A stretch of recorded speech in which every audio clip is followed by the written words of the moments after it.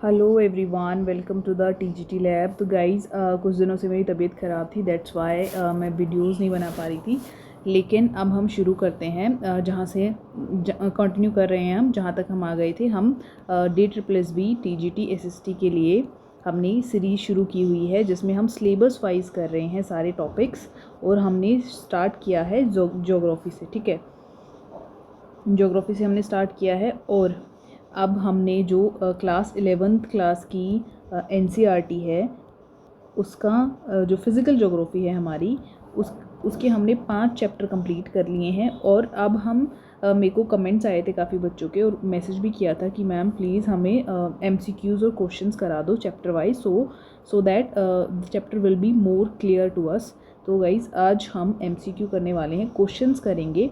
तो हम chapter 1 and chapter 2 के क्वेश्चंस करेंगे, फिर हम आगे जितने भी चैप्टर मैंने अब तक कराए हैं उनके पहले हम MCQ कर लेंगे, फिर हम आगे चैप्टर्स जो बचे हुए चैप्टर्स हैं उनसे हम शुरू करेंगे, ठीक है। तो ये जो क्वेश्चंस अब हम करेंगे ये सारी NCERT बेस्ड हैं और NCERT है हमारी 11th क्लास की fundamental of physical geography chapter 1 और चैप्टर 2 के हम यहाँ पर करेंगे। तो फर्स्ट चैप्टर जो है उसका नाम है हमारा geography as a discipline. First question को अगर हम देखें तो फर्स्ट क्वेश्चन है the term geography was first coined by which of the following scholar.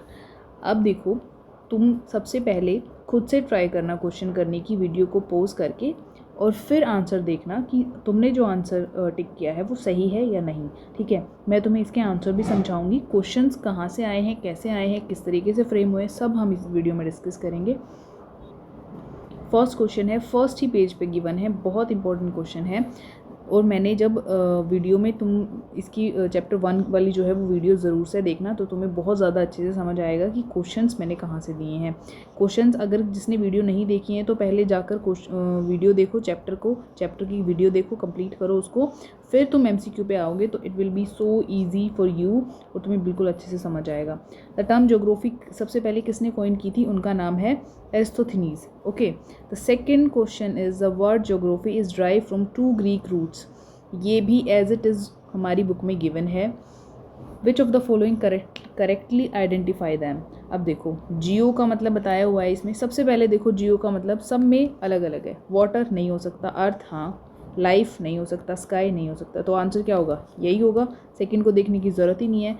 Elimination method बहुत ज़्यादा वर्केबल है अगर आप कहीं भी अटकते हो तो, क्योंकि DSSB जो है इतने हाई लेवल के क्वेश्चंस नहीं बनाता जैसे कि जो CDS है, CAPF है और जितने भी एग्ज़ाम्स हैं, ये GS के क्वेश्चन जो हैं वो काफ़ी हाई लेवल के बनाते हैं। तो लेकिन DSSB इतने हाई लेवल के नहीं बनाता। लेकिन अगर आपने NCERT लाइन बाय लाइन पढ़ी है, मेरी वीडियो से भी पढ़ लो तो मोर देन इनफ है DSSB के लिए, तो भी आप एलिमिनेशन मेथड से उनके क्वेश्चंस, उनके आंसर्स को कर सकते हो सही टिक, ठीक है।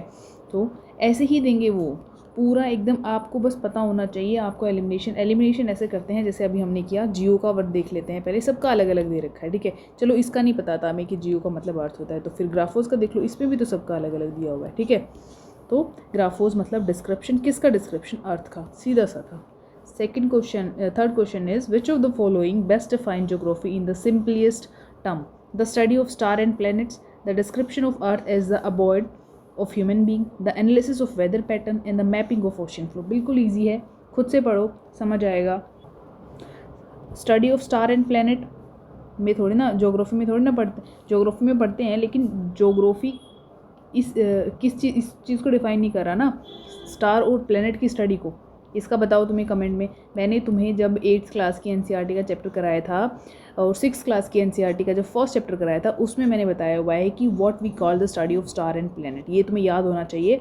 अब तुम मुझे बताओगे इसका, कमेंट बॉक्स में मुझे बताना इसको क्या बोलते हैं। The analysis of weather pattern, the description of earth as a, ये बिल्कुल सही है, सेकेंड आंसर है इसका। Mapping of the ocean floor, मैंने अभी 3rd 4th चैप्टर में पढ़ाया था इसका भी, कि mapping of the ocean floor ये तो हम पढ़ेंगे ना जब हम ज्योग्राफी के बारे में, अर्थ के बारे में पढ़ेंगे। लेकिन geography is in the simplest term we can define as the description of earth as a abode of human being.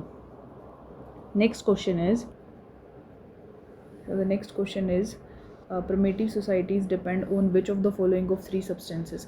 ये भी हमने कवर किया हुआ है जब हमने चैप्टर पढ़ा था कि परमिटिव सोसाइटीज़ क्या होती हैं। जो एंशिएंट सोसाइटीज़ थी, जो डेवलपमेंट से पहले सोसाइटीज़ थी, उनको हम प्रिमिटिव सोसाइटीज़ बोलते हैं। बिल्कुल क्रिस्प में बताया मैंने। इंडस्ट्रियल रिसोर्सेज नहीं होगा भाई जब डेवलपमेंट से पहले, जब आदिवासियों का टाइम था, उस टाइम की बात हम कर रहे हैं।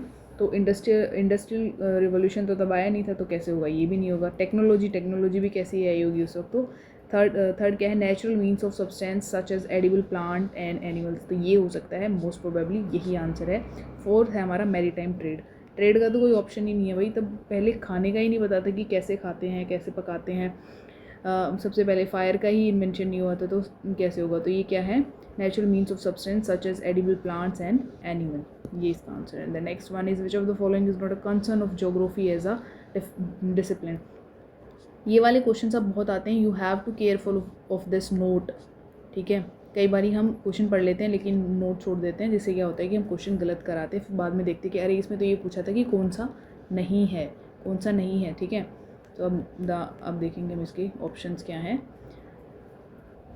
फर्स्ट ऑप्शन है स्पैटियल डिस्ट्रीब्यूशन ऑफ फिनोमेना। ये मैंने तुम्हें बताया था, पढ़ाया भी था कि काफ़ी इंपॉर्टेंट है ये हमने क्वेश्चन भी किया था कि क्वेश्चन था सिंथेसिस से रिलेटेड। स्पैटियल और टेम्पोरल सिंथेसिस के बारे में हमने पढ़ा था। स्पैटियल सिंथेसिस रिलेटेड है एरिया से और टेम्पोरल सिंथेसिस रिलेटेड है दैट रेफर्स टू टाइम, ठीक है। तो ये तो है ही, ऑब्वियस सी बात है। यही था ना कि इसमें यही पूछा हुआ है कि not a concern of geography as a discipline, तो ये तो है ज्योग्राफी एज अ डिसिप्लिन, तो ये भी होगा। कोज इफेक्ट रिलेशनशिप बिटवीन फिनोमेनास, ऑब्वियस सी बात है, ये भी है। Chemical composition of biological molecule, chemical composition biological molecule जो है हमारा, वो ज्योग्राफी में नहीं आता। हम इसको ज्योग्राफी में किसी भी डिसिप्लिन के थ्रू नहीं पढ़ते। फोर्थ है हमारा areal differentiation of the earth surface, वही है टेम्पोरल वाला, ठीक है। Temporal that is refer to time. ये हमने क्वेश्चन जो है ना उसमें भी किया था, जो हमारी एनसीईआरटी की एक्सरसाइज गिवन है पीछे, उसमें है ये क्वेश्चन एरियल डिफरेंशिएशन वाला और स्पैटियल डिस्ट्रीब्यूशन वाला, तो वहाँ पे हमने किया था। ओके, तो आंसर क्या होगा? इसका आंसर होगा सी। नेक्स्ट है consider the following statement. Statement 1 हमें दी रखी है, geography attempt spatial synthesis, and statement 2 है history attempts temporal synthesis. Which of the following statement is correct? अभी मैंने तुम्हें दोनों सिंथेसिस का डिफरेंस बताया है, तो देखो इसका आंसर क्या होगा? इसका आंसर होगा हमारा both statement are correct. Okay, यही पूछा हुआ है हमने। So the next is according to the chapter which question elevates geography to a scientific discipline. बताओ। वॉट, वेयर, व्हेन नहीं होगा। ये तो तुम वहाँ से भी कर सकते हो। देखो जो हमारी हिस्ट्री की बुक है ना एनसीईआरटी, उसमें ही बाहर लिखा हुआ है 6-7 की हिस्ट्री की बुक में वॉट, वेयर, व्हेन। तो आंसर क्या होगा इसका? वाई। हम ज्योग्राफी में किसी भी जब ज्योग्राफी पढ़ रहे हैं हम, तो उसमें हम रीज़न पूछते हैं ना कि ये यहाँ से रिवर यहाँ से यहाँ फ्लो हुई, यहाँ से यहाँ फ्लो नहीं हुई, क्यों नहीं हुई? तो दैट इज़ वाई। ओके, तो answer is why, that is fourth. Next question है हमारा, विच of the following pair is incorrectly matched. Incorrectly match बताने हैं हमें। ओके, ये ज़रूर ध्यान रखना है कि करेक्ट पूछा हुआ है या इनकरेक्ट पूछा हुआ है, क्योंकि अगर तुम क्वेश्चन ध्यान से नहीं पढ़ोगे तो आंसर आपका गलत आएगा ही आएगा। फर्स्ट वन है climatology, that is related to which branch of geography, which branch of geography, that is climatology, related to the meteorology, soil geography, pedology, geography, zoology, economic geography, anthropology। अब मुझे बताओ इसमें कौन सा गलत है।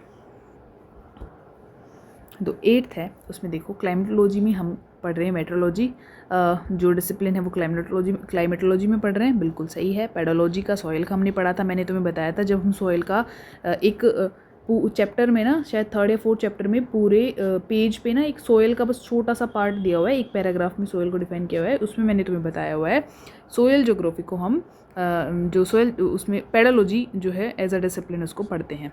जूलॉजी जू ज्योग्राफी पढ़ते हैं, जिसमें इकोनॉमिक ज्योग्राफी जो है वो एंथ्रोपोलॉजी नहीं होती। ओके, तो हमारा आंसर क्या होगा? हमारा आंसर होगा डी। 9th है humanized nature and naturalized human being are term use in the chapter to describe. Humanized nature और नेचुरलाइज्ड ह्यूमन बींग्स जो है ये टर्म चैप्टर में डिस्क्राइब करती है किस चीज़ को? Destruction of nature of human, बिल्कुल नहीं। Interactive relationship between human being and their physical environment हो सकता है। नेक्स्ट देखते हैं, अगर इससे अलग कोई और ऑप्शन मिला तो। द डोमिनेंस ऑफ टेक्नोलॉजी और नेचर बिल्कुल नहीं हो सकता। टेक्नोलॉजी का डोमिनेंस नेचर पर कैसे, ये तो डिफाइन करता ही नहीं है नेचुरलाइज ह्यूमन बीइंग और ह्यूमनाइज नेचर को। Fourth one has primitive stage of human development. Primitive stage of human development की कैसे, ह्यूमनाइज नेचर और नेचुरलाइज ह्यूमन बीइंग, ये टर्म जो है चैप्टर में यूज़ हुई है, ये इसको भी डिफाइन नहीं करता। तो ये किसको डिफाइन करता है, ये डिफाइन करता है interactive the relationship between human being and their physical environment. Who introduce the systematic geographic approach. Systematic geographic approach ये हमने पढ़ा है, मोस्ट इंपॉर्टेंट क्वेश्चन है, इसको तो तुम स्टार मार्क कर लो, अपने नोट्स में बेशक से लिख लो, क्योंकि एज इट इज़ ये लाइन जो है ना वो हमारे NCERT की है और आने के बहुत चांसेस हैं। इसका आंसर जो है हमारा अलेक्जेंडर वॉन हम्बल्ट, मोस्ट इंपॉर्टेंट है, ठीक है। सिस्टमेटिक जोग्राफी अप्रोच जो है वो अलेक्जेंडर सर ने ही इंट्रोड्यूस की थी। ये फर्स्ट या थर्ड पेज पे कहीं गिवन है, ये भी कोई याद है ऐसा, चैप्टर के लास्ट से जब जाएंगे तो फर्स्ट या थर्ड पेज नंबर पे ये गिवन है। सिस्टमेटिक जोग्राफी अप्रोच में ब्रांचेस ऑफ जोग्राफी में गिवन है ये वाला। एक तो सिस्टमेटिक जोग्राफी अप्रोच पढ़ाया था मैंने, दूसरा पढ़ाया था रीजनल जोग्राफी अप्रोच, ठीक है। जो रीजनल जोग्राफी अप्रोच, देखो नेक्स्ट क्वेश्चन आ गया। Regional geography approach was developed by Karl Ritter, पढ़ाया था मैंने, बिल्कुल एज इट इज़ यूं का यूं क्वेश्चन है, यहीं से आएगा क्वेश्चन, बस तुम्हें ध्यान से पढ़ने की ज़रूरत है, ठीक है। और नोट्स में तुम अपना ना हाईलाइट कर लो, सबसे पहले तुम बिना हाईलाइट के पढ़ दो पूरी बुक, उसके बाद फिर हाईलाइट करना है, सो दैट कि तुम्हें जब सेकंड टाइम पढ़ो तो तुम्हें पता हो कि इस पूरे क्रक्स में जो मैंने हाईलाइट किया है उसका मतलब क्या है, ठीक है। ईजी हो जाएगा, बहुत ईजी है, कोई ऐसी महान बात नहीं है इसको करना, बहुत ईजी है, तुम ईजिली इसको कर सकते हो, ओके। 12th क्वेश्चन है हमारा, विच of the following is an example of physical feature. बिल्कुल ईजी सा क्वेश्चन है, खुद बताओ इसका आंसर, मैं नहीं बता रही, ठीक है, करवाया हुआ है मैंने पहले ये। Match of the following is geomorphology, water bodies, climatology, landform, hydrology, atmosphere and climate, soil geography, soil formation. Match करना है, ये ना बनाते वक्त थोड़ा सा गड़बड़ हो गई, बट कोई बात नहीं। अब हम इससे देखते हैं। 1 का गिवन है हमें B, 1 है हमारा जियोमॉर्फोलॉजी और B है हमारा लैंडफॉर्म। बताओ अब, शायद हमें ये नहीं पता हो सकता, देखते हैं, ठीक है। सेकंड देखते हैं अब हम, देखो ये क्वेश्चंस करने का एक ही तरीका है कि आपको अगर चारों में से 2 भी आते हैं तो जो 2 आते हैं उनको तुम ढूंढ लो, उनको ढूंढने के बाद अपने आप एलिमिनेट हो जाएगा। देखो अगर 1 का B है, 2 का C है, देखो 2 का देखते हैं, 2 है क्लाइमेटोलॉजी। क्लाइमेटोलॉजी किसका, क्लाइमेट के बारे में बताएगी, that is atmosphere and climate. अब 2 का C है, हमें ये तो पता है, और हमें मान लो पता ही नहीं है। अब देखो पूरे में 2 का C कहीं दे रखा है, एक में ही दे रखा है, यही आंसर होगा, फॉर श्योर यही आंसर होगा, ठीक है, क्योंकि गिवन ही ये है। बिल्कुल ऐसे ही सिंपल आते हैं, डिटर प्लस भी बिल्कुल ट्रिकी नहीं बनाता, क्योंकि उस लेवल के क्वेश्चंस जो है वो जो थोड़े हायर लेवल के एग्जाम्स हैं उनमें पूछे जाते हैं, ठीक है। बिल्कुल सिंपल सा है, सिंपल आंसर बताना है। क्लाइमेटोलॉजी किसके बारे में बताता है, हमारा एटमॉस्फेयर एंड क्लाइमेट के बारे में। सेकंड का हो गया C। थर्ड का देखते हैं, थर्ड है हमारा हाइड्रोलॉजी। हाइड्रोलॉजी का है A, वाटर बॉडीज, ऑब्वियसली बात है, हाइड्रो वाटर से रिलेटेड है, वाटर बॉडीज़ के बारे में बताएगा, ये भी सही है। फोर्थ का D है, फोर्थ है हमारा सोयल जोग्राफी, सोयल फॉर्मेशन का सीधा है बिल्कुल। देखो फोर्थ का D 2 में दे रखा था, मान लो कि इसे कुछ भी नहीं आता तो इतना तो आता है कि सोयल फॉर्मेशन, सोयल जोग्राफी दोनों यही होगा। फोर्थ का D है, अब इसमें से एलिमिनेट करना है उसको, इसमें से मान लो उसको एक और आता है, अगर कोई सा भी आता होगा तो देखो मिल नहीं रहा, 1 का A B है, C B है, A C है, तो मतलब कोई भी सेम नहीं है, D सेम था, फिर भी अगर एक और आता होगा तो वो कर सकते हैं। क्लाइमेटोलॉजी बिल्कुल ईजी है, एटमॉस्फेयर और क्लाइमेट, ठीक है, तो इसका आंसर हो जाएगा हमारा 1। इन द सिस्टमेटिक अप्रोच अभी पढ़ के आए थे, if one wants to study natural vegetation what is first step. Systematic approach में सिस्टमेटिकली हम पढ़ते हैं ब्रांचेज ऑफ ज्योग्राफी जो सिस्टमेटिक अप्रोच पर बेस्ड हैं, वो हमारी फिजिकल ज्योग्राफी और ह्यूमन ज्योग्राफी है। ये मैंने तुम्हें पूरा चैप्टर में पढ़ाया हुआ है।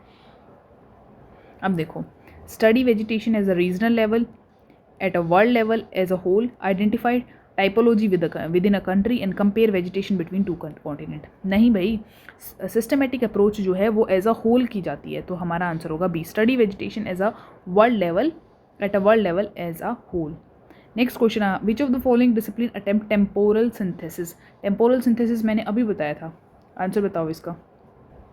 बताया था टेम्पोरल का टाइम से रिलेटेड होगा, मैंने ट्रिक भी बताई थी, TT से याद रख सकते हो, टाइम डिफाइन हिस्ट्री, तो आंसर क्या होगा इसका, हिस्ट्री, ओके। नेक्स्ट है the dualism in geography refers to the emphasis between. Dualism in the geography refers to the emphasis between, ये भी पढ़ाया है, बिल्कुल ईजी है, सब पढ़ाया हुआ है मैंने, बस ध्यान से करने की ज़रूरत है। Dualism that is physical and human geography, ये आंसर होगा इसका, ठीक है। नेक्स्ट क्वेश्चन है which of the following is the interface discipline between physical and human geography. Interface discipline between physical and human geography, इसका आंसर बताओ। बहुत easy question है। जो हमारी बायोज्योग्राफी है वो इंटरफेस डिसिप्लिन है फिजिकल और ह्यूमन ज्योग्राफी के बीच का, तो हमारा आंसर होगा biogeography. Okay, political geography studies which of the following, political geography के बारे में पूछा हुआ है इसमें। तो देखो, इकोनॉमिक एक्टिविटीज़, पॉलिटिक्स में कैसे आएगा इकोनॉमी, ये भी नहीं होगा। हिस्टोरिकल प्रोसेस, हिस्टोरिकल हिस्ट्री के बारे में बता दिए तो पॉलिटिकल ज्योग्राफी में भी नहीं आएगा। स्पेस ऑर्गेनाइजेशन, ये भी नहीं होगा।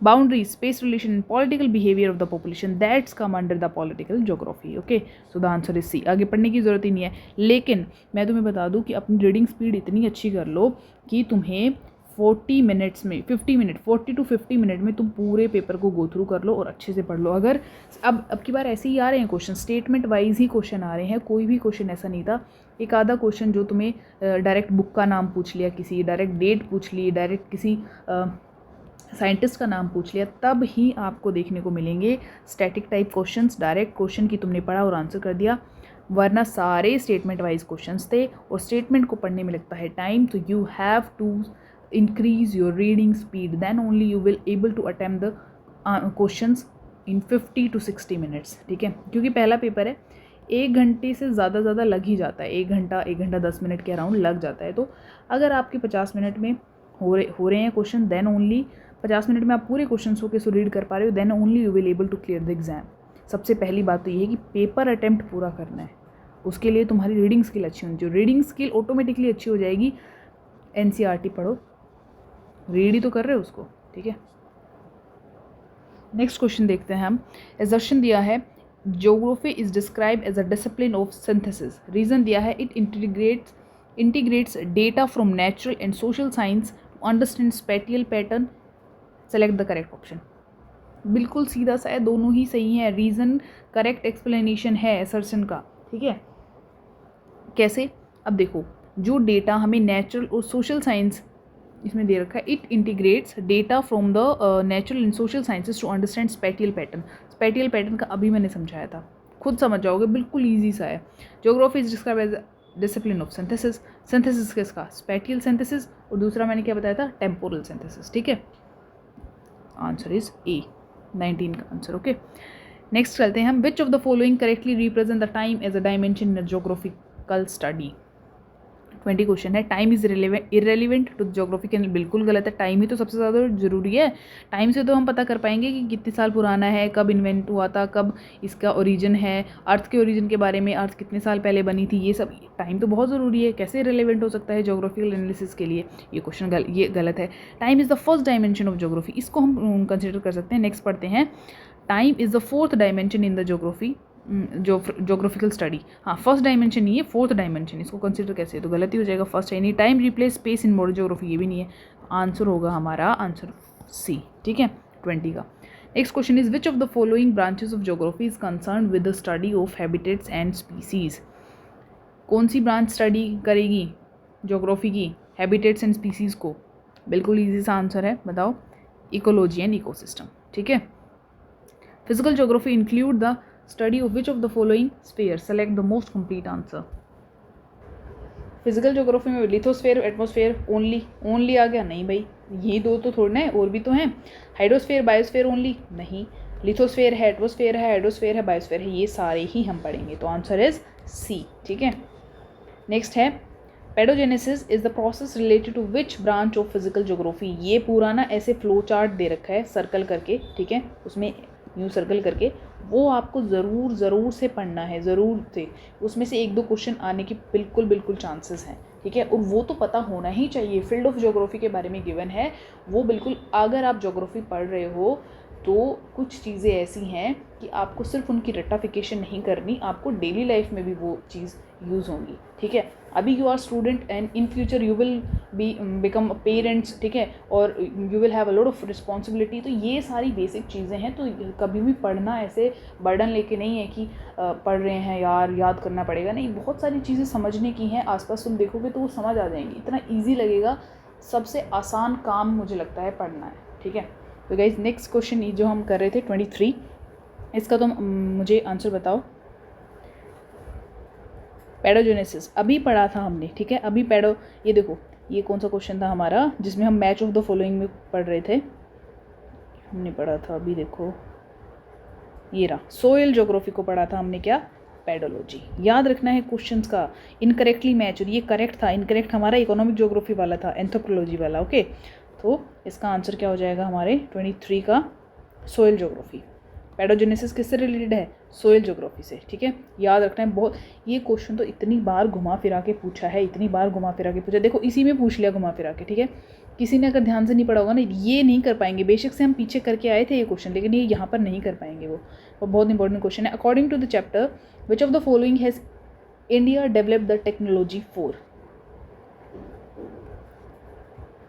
चैप्टर के अकॉर्डिंग जो इंडिया डेवलप करनी है टेक्नोलॉजी वो क्या है। देखो कितना ये डीप क्वेश्चन है काफ़ी, ठीक है, बट ये हमने चैप्टर स्पेसिफिक रखा है तो ये इतना इंपॉर्टेंट नहीं है, बट हाँ फिर भी याद रखना है। इसका आंसर है collecting manganese nodules from the oceanic bed, ठीक है।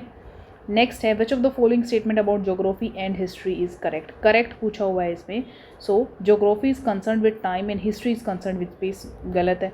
Both discipline deal only with the present state of phenomena, नहीं, बोथ कैसे, हिस्ट्री तो टाइम से करेगी ना, तो ये भी गलत है। It is possible to convert time in term of space and space in term of time, इसको हम कंसिडर कर सकते हैं, ये बिल्कुल ये सही हो सकता है। नेक्स्ट पढ़ते हैं फिर पता लगेगा। History studies spatial distribution while geography studies temporal changes, उल्टा कर दिया इन्होंने। मैंने बताया था टी से याद रखना है time, and time that is history, ठीक है, तो इन्होंने उल्टा कर दिया तो ये गलत है। तो बचा कौन सा, सिर्फ यही, तो यही है हमारा आंसर। ऐसे ही आपको ऐसे ही एलिमिनेट करना है वहाँ पर, तभी होगा, वरना इतनी सारी चीज़ें तुम एकदम से, अगर तुम तुमने पूरी बुक पढ़ ली, तुम ऐसे सोचने बैठोगे ना यार, खुद से याद करने बैठोगे तो तुम्हें ये लगेगा कुछ याद ही नहीं आ रहा, मुझे तो मैंने तो कुछ पढ़ा ही नहीं, पूरे दिन से मैं पढ़ रहा हूँ लेकिन मुझे कुछ याद नहीं आ रहा। लेकिन जब क्वेश्चन आएगा तो आपका ब्रेन अपने आप रिकॉल कर लेगा उन चीज़ों को जो आपने पढ़ी हैं, बट उसके लिए तो पढ़ना तो पड़ेगा ना, तभी तो रिकॉल करेगा, ठीक है। तो ऐसे ही है ये भी, क्वेश्चंस लगाओ, चैप्टर पढ़ो, बिल्कुल पक्का हो जाएगा चैप्टर आपका। नेक्स्ट है हमारा 26 question, in regional approach how is the world studied. Regional approach में वर्ल्ड को हम कैसे स्टडी करेंगे, देखो, as a single unit with no division, through individual phenomena across the world, divide into region at different hierarchical level where all geographical phenomena in a region are studies, बिल्कुल सही है। Only through political boundaries, only जहाँ आ जाए ना, उस statement को बहुत ही ज़्यादा ध्यान से पढ़ना है, क्योंकि मोस्ट ऑफ द टाइम वो स्टेटमेंट हमारी रॉन्ग ही होती है, ठीक है। जहाँ भी ओनली आ जाए, नोट ओनली आ जाए, बट ऑल्सो आ जाए, ये वाली चीज़ें बहुत ध्यान से, ये वाली स्टेटमेंट मोस्ट इंपॉर्टेंटली ध्यान से पढ़नी होती है, क्योंकि मोस्ट ऑफ द टाइम वो गलत होती हैं, ठीक है। तो रीजनल अप्रोच, रीज़न को कैसे डिफ्रेंशिएट करेंगे, तभी तो रीजनल अप्रोच के बारे में पढ़ेंगे, तो ये वहीं से आया है क्वेश्चन। तो ये क्वेश्चन आ जाएंगे ना अगर, तो तुम्हें लगेगा ये पता नहीं कहाँ से आ गए, क्योंकि फर्स्ट चैप्टर ऐसा है कि सब बच्चे अंडर एस्टिमेट कर देते हैं, लेकिन ये मोस्ट इंपॉर्टेंट क्वेश्चंस हैं, काफ़ी बढ़िया क्वेश्चंस इसमें मैंने तुम्हें करवाए हैं, तो इनको बहुत ही ध्यान से करना है अच्छे से, और इनको तुम अपने नोट्स भी बना सकते हो। वैसे ऐसे नोट्स की इतनी रिक्वायरमेंट तब होगी तब आपको रिवीजन का टाइम आएगा। अभी आप अपनी एनसीईआरटी से कंप्लीट करो पहले, ठीक है, उसके बाद मैं तुम्हें नोट्स भी प्रोवाइड कर दूँगी, क्रिस्प नोट्स होंगे, so that it will be easy for you to revise all the topics. Next है स्टेटमेंट दे रखी है, geography equips students to appreciate diversity. Statement second है, geography helps investigate causes responsible for variation over time and space, which is correct. हम देखो, geography equip student to appreciate diversity, obviously बात है, geography जब हम पढ़ रहे हैं तो कितने टाइप ऑफ डाइवर्सिटी के बारे में पढ़ते हैं हम। ज्योग्राफी में ही इटसेल्फ फिजिकल हो गया, ह्यूमन ज्योग्राफी हो गया, ठीक है। और फिजिकल और ह्यूमन में भी तो काफ़ी सारी हैं। फिजिकल ह्यूमन में हमने कौन सी पढ़ी थी, देखो उसमें हमने पढ़ी थी जो हमारी फिजिकल ज्योग्राफी है उसमें जियोमॉर्फोलॉजी पढ़ी थी, क्लाइमेटोलॉजी पढ़ी थी, हाइड्रोलॉजी, सॉइल ज्योग्राफी, ये सब हमने अभी पढ़ी थी। तो वो वही बता रखा है कि हमें वेरिएशन के बारे में बताता है, जो डाइवर्सिटी है उसके बारे में, ठीक है। तो सेकंड है geography helps investigate causes responsible for various over time and space. Obviously बात है, कॉजेज ये इसी में इन्वेस्टिगेट में हेल्प करता है, तभी तो हमने पीछे पढ़ा था जिसका आंसर वाई था। जहाँ भी हमें वाई का आंसर देना पड़ेगा वहाँ इट मीन्स हम वी आर इन्वेस्टिगेटिंग समथिंग और हम ज्योग्राफी के बारे में वहाँ पर पढ़ेंगे। तो both are correct. Next question is environmental geography emerged as a branch due to. Environmental geography emerged as a branch क्यों? इंटरेस्ट था कॉलोनियल एक्सप्लोरेशन करने का? नहीं, बिल्कुल भी नहीं। रीजनल प्लानिंग के ग्रोथ के लिए एनवायरमेंट्स ज्योग्राफी की ब्रांच को एमर्ज किया था? बिल्कुल भी नहीं। नेक्स्ट है realization of environmental problem such as land degradation, pollution, conservation concerns. इसी के लिए तो हमने एनवायरमेंटल ज्योग्राफी की ब्रांच को एमर्ज किया था, तो यही इसका आंसर है। फोर्थ भी देख लेते हैं, डेवलपमेंट ऑफ सैटेलाइट का क्या एनवायरमेंट से, ठीक है, तो ये भी गलत हो गया। तो आंसर हमारा हो गया सी। Spatial organization and spatial integration are studied by geography as which type of discipline? किस में पढ़ते हैं हम? सोशल साइंस में पढ़ते हैं, ठीक है। बिल्कुल इजी सा आंसर है इसका। ये क्वेश्चंस ऐसे हैं कि आपको अभी लगेगा कि यार इस टाइप क्वेश्चंस तो आ नहीं रहे, लेकिन इन फ्यूचर हमें नहीं पता कैसे पूछ रहे हैं। बट अगर ये हमारी रिस्पॉन्सिबिलिटी है कि अगर हम चैप्टर पढ़ रहे हैं तो उससे जिस भी टाइप के क्वेश्चंस बन सकते हैं वो हम करें, ठीक है। तो ये 30 क्वेश्चंस जो मैं करवा रही हूँ फर्स्ट चैप्टर के, इससे बाहर तुम्हें फर्स्ट चैप्टर में से कुछ भी देखने को नहीं मिलेगा, ठीक है। ये मेरी श्योरिटी है। अगर यहाँ से क्वेश्चन आया तो इन 30 क्वेश्चंस में से ही आएगा। ओके, नेक्स्ट क्वेश्चन हम पढ़ते हैं। Which of the following is correct role of physical geography in sustainable development? Sustainable development में फिजिकल ज्योग्राफी का क्या रोल है? आंसर देखते हैं हम। It only provide historical data about landforms. Only आ गया, ध्यान से पढ़ना है, जहाँ मैंने बताया था ओनली आ गया। क्वेश्चन क्या करना है, ध्यान से पढ़ना है, ठीक है। होल्ड पे करते हैं। ओनली प्रोवाइड हिस्टोरिकल डेटा नहीं होगा ही नहीं है। तो it is emerging as a discipline of evaluating and managing natural resources to understand the relationship between physical environment and human beings. बिल्कुल सही है, आंसर यही है, ठीक है। नेक्स्ट देखते हैं हम फिर भी। It focuses exclusively on mapping and cartography. बिल्कुल नहीं होगा ये तो। It replace the need of environmental science. नहीं होगा ये भी। तो फिजिकल ज्योग्राफी का जो रोल है सस्टेनेबल डेवलपमेंट में वो यही है कि ये एक ऐसे डिसिप्लिन की तरह एमर्ज हुआ है जो एवेलुएट करता है और मैनेज करता है नेचुरल रिसोर्सेज को, जिससे कि हमें जो फिजिकल एनवायरनमेंट और जो ह्यूमन बीइंग के बीच में जो एनवायरनमेंट और ह्यूमन बीइंग के बीच में जो रिलेशनशिप है उसको हमें समझने में ईजी हो, वो हमें समझने में आसानी हो। इसलिए ही तो हमने इस जो फिजिकल ज्योग्राफी है उसके रोल को डिफ़ाइन किया है कि वो सस्टेनेबल डेवलपमेंट में कैसे हेल्प करेगी। तो यही इसका आंसर है, बिल्कुल ठीक है। क्वेश्चन को ध्यान से भी पढ़ोगे ना तब भी तुम्हें समझ में आ जाएगा, क्योंकि देखो अब तुम ग्रेजुएट हो, यू ऑल आर डूइंग, मतलब बीएड तो कर ही लिए तभी तो तुम इस पेपर की तैयारी कर रहे हो। तो तुमने इतना कुछ पढ़ा है आज तक, ये 11th-12th क्लास की तुम पढ़ चुके हो। Those people who don't have science humanities तो उन्होंने नहीं पढ़ी, लेकिन फिर भी 10th तक तो पढ़ी है ना। और आसपास तुम देखते भी आ रहे हो, इतनी अंडरस्टैंडिंग डेवलप हो चुकी है, इतने मैच्योर भी हो, तो कुछ क्वेश्चंस हमारी अंडरस्टैंडिंग बेस आएंगे तो वो बहुत इजी होंगे। बस आपको क्वेश्चन ध्यान से पढ़ना है, ठीक है। तो आज के लिए हम इतना ही करते हैं। नेक्स्ट में मैं तुम्हें 40 क्वेश्चन करा दूँगी नेक्स्ट चैप्टर के। वीडियो थोड़ी बड़ी हो जाएगी, ठीक है। So thank you so much guys for watching the video, और चैनल को सब्सक्राइब ज़रूर कर दो, और मेरा जो हमारा टेलीग्राम चैनल है उसको भी तुम विज़िट कर लेना, द TGT लैब ऑफिशियल, ठीक है। जितने भी अपडेट्स हैं, PDFs वगैरह है, मैं तुम्हें वहीं पर सारी प्रोवाइड करती हूँ, द TGT लैब ऑफिशियल, ठीक है। चैनल को ज़रूर विज़िट करना और लाइक, शेयर एंड सब्सक्राइब, ठीक है। Thank you so much guys. Next chapter के जो क्वेश्चंस हैं वो मैं तुम्हें करा दूँगी नेक्स्ट वीडियो में, और हम इस सीरीज़ को अब जितना हो सकेगा मैं डेली कंटिन्यू करने की ट्राई करूँगी। Okay, thank you.